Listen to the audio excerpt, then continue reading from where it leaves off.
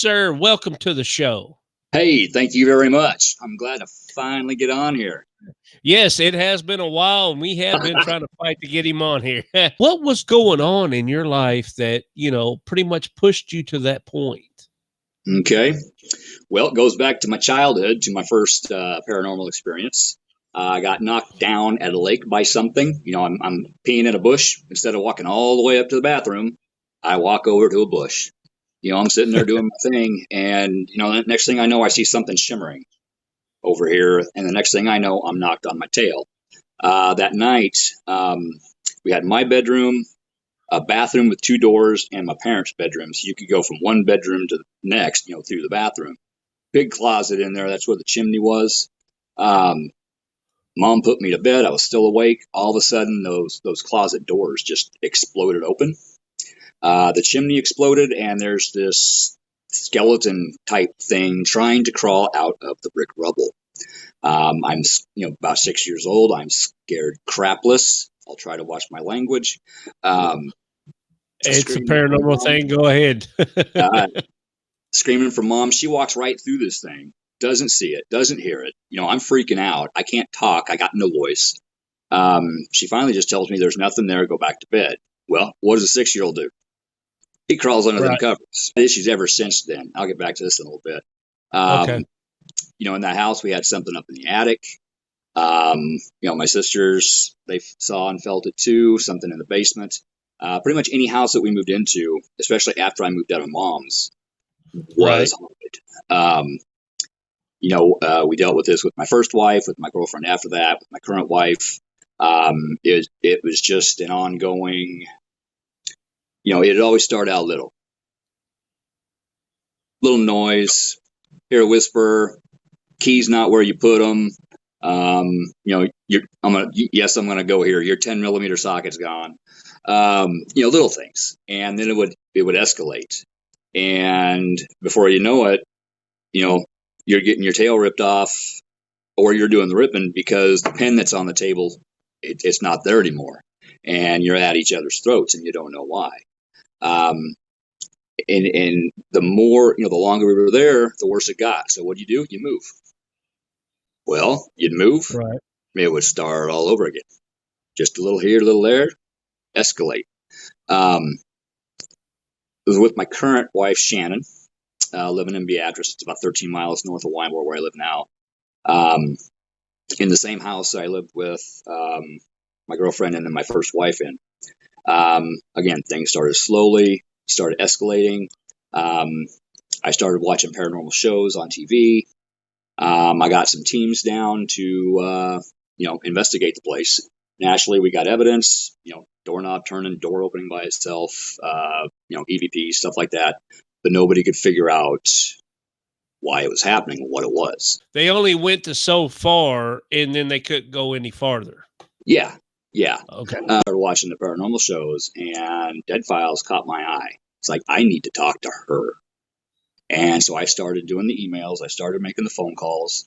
And it took a couple of years, but they finally got back with me. Almost had them here. And then all activity stopped. On a dime, just stopped. You contacted her? Is that when the activity stopped? Or was it when she was there? No. They were getting ready to come. And then once that happened, it slowly started to escalate again. And then we moved. We got the heck out of there. Bought this house in Wymore, and once again, no activity, and then it slowly escalated, and I could see it coming.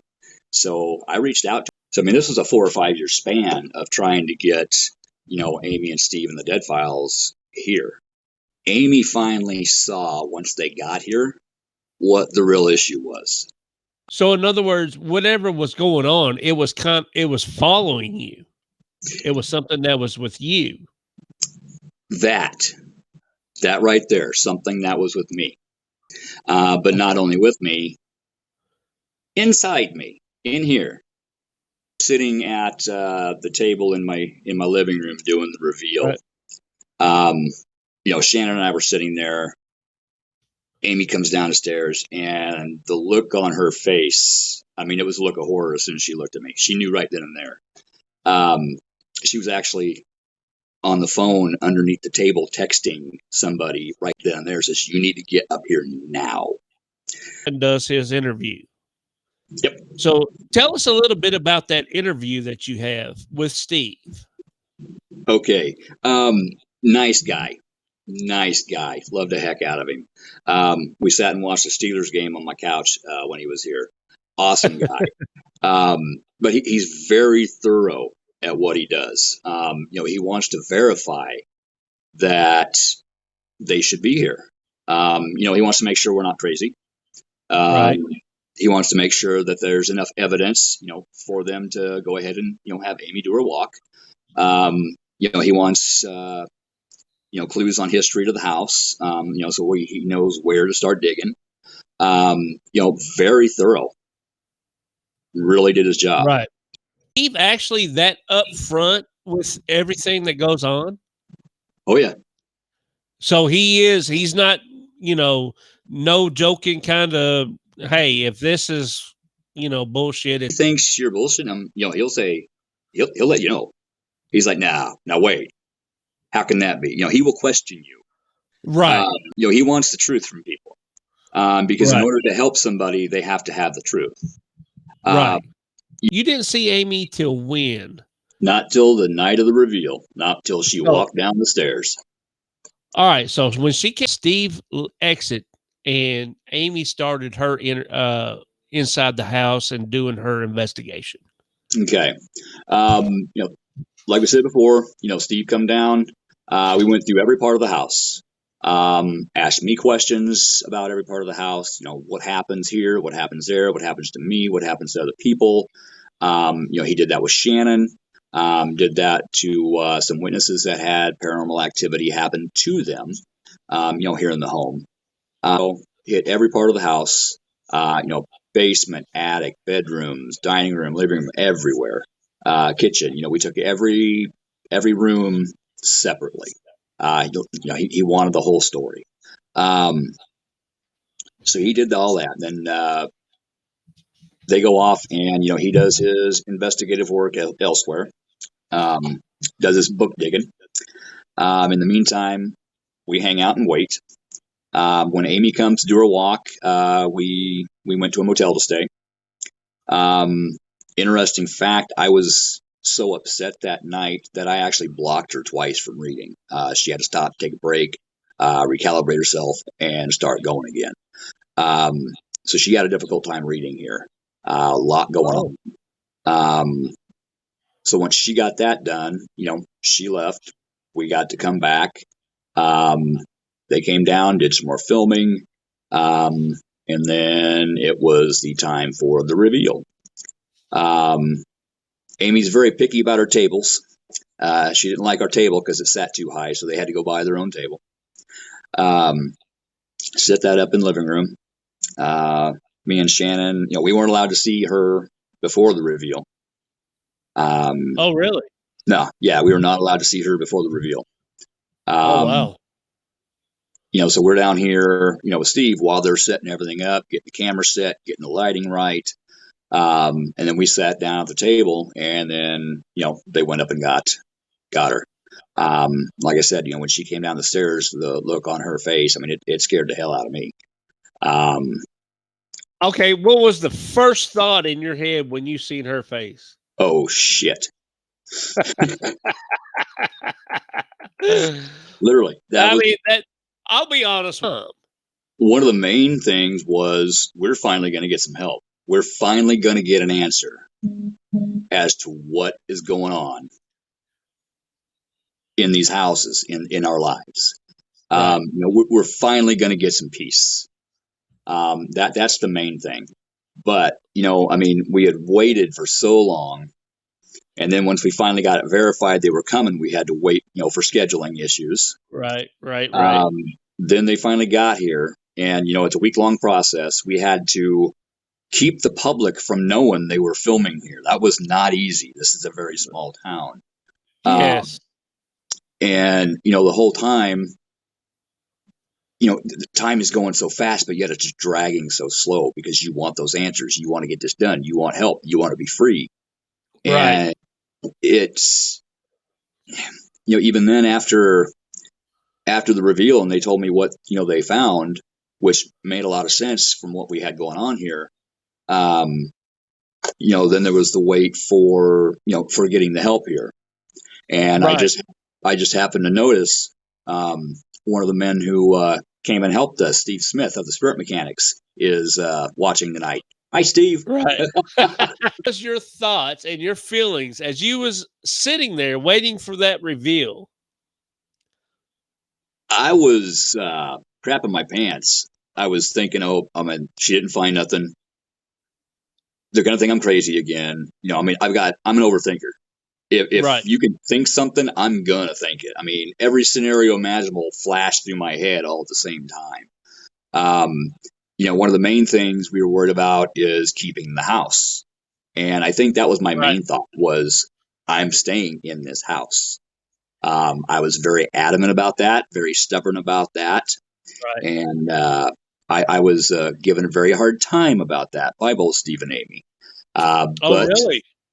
when it all was said and done, I'm still in my house. What was you going through before that? Oh, you name it, we were going through it. Voices, shadow people, things moving, things getting thrown at me in the garage. Tools flying across the garage and bouncing off the walls. Shelves getting knocked off the wall in the next room in the garage. You go around real quick and nothing's moved. Just, huge crash, but yet nothing's Right. moved. Things would disappear for months and then show back up. Physical things, scratches, burns.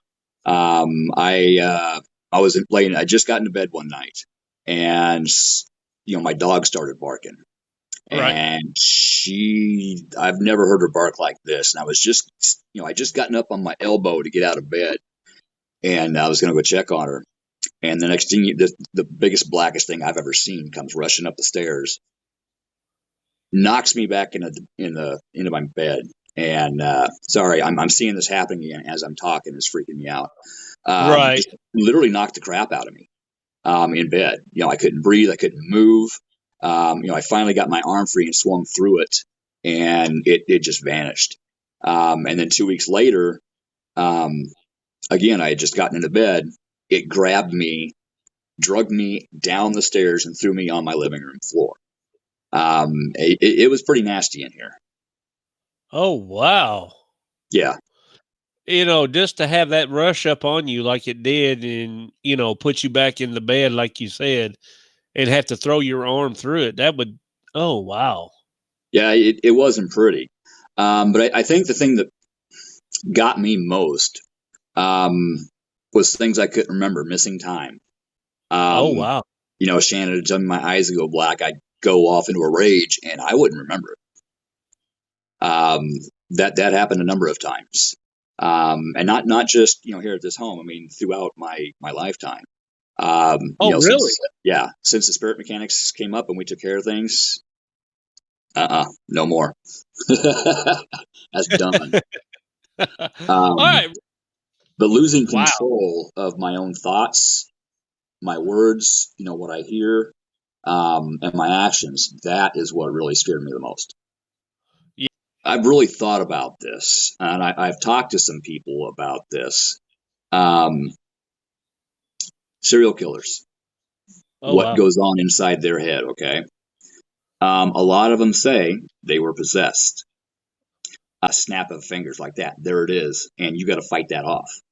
That Oh, wow. idea is there, and then that rage is there, and you just want to rip out and rip somebody's throat out. Like what's his face did on Roadhouse.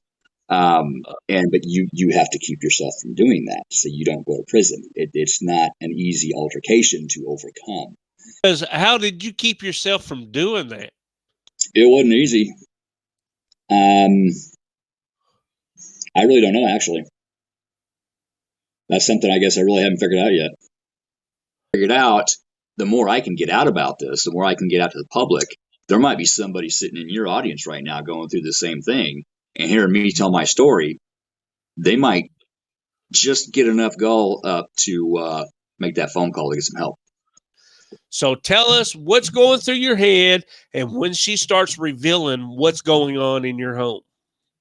Um, like I said, what was going on through my head was worst case scenario. Right. Um,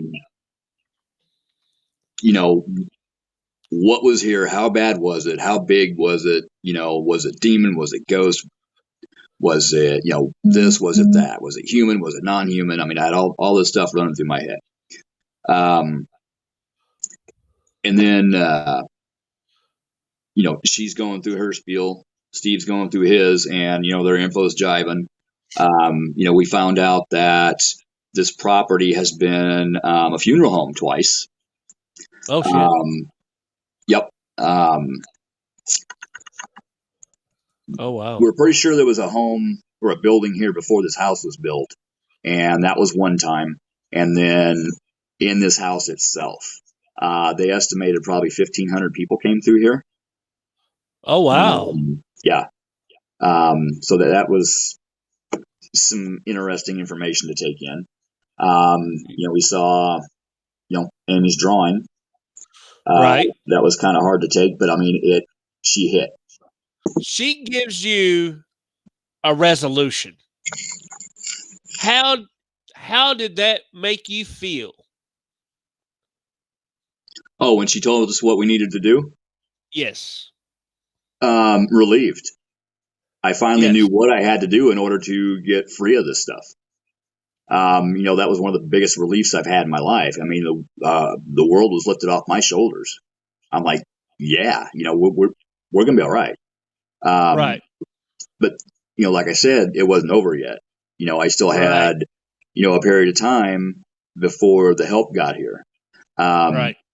and a lot of that's they were in Kentucky. I'm in Nebraska, so getting for them scheduled to get up here at the same time with their jobs and everything else. Weather. By the way, Steve does not like snow. From the Dead Files, does not like snow. Just had to throw that out. But yeah, just getting the scheduling done, and the waiting. But I tell you what, the mechanics, Steve and Holly were on the phone with us all the time, especially me. They kept me going. Right. So between getting the Dead Files here and the Spirit Mechanics here, Amy knew just who to call. Right. Immediately, she knew who to call. Between the two of them getting here, they may have saved my life. They may have, I hate to say it, they may have saved somebody else's life. I don't know. How long did it take you to get the relief that you really needed to, live comfortably? That's actually a good question. And if Steve Smith is still on here, he may need to help me with it. I'm thinking it was about 6 months. I'm not Okay. sure. Due to a brain injury from a Okay. car accident, my memory and time, it just doesn't flow right. But I think it was about 6 months. So, and we're still going through all the activity we were still going through. On. So tell us what did they make you do, or what did happen as the spirit mechanics got there and rock and rolled with your home? Um, did a lot on the phone, first of all. I mean, the first thing they did was like a 2 or 3 hour phone call. Um, just to roll over everything that, Amy did or didn't tell them. Um, just to verify that, again, we're not nuts. Verify it's going to be worth making a trip up from Kentucky to, for them to help. Um, as it was, they decided that it was worth it. Um, and big support group for us. Right. I should throw in the fact that before Amy left that night, she told us one of us needed to leave. She saw some things happening that would not have been good, and one of us needed to leave the house. She pretty much told Shannon to leave because I was strong enough to stay here, and Shannon might not have been.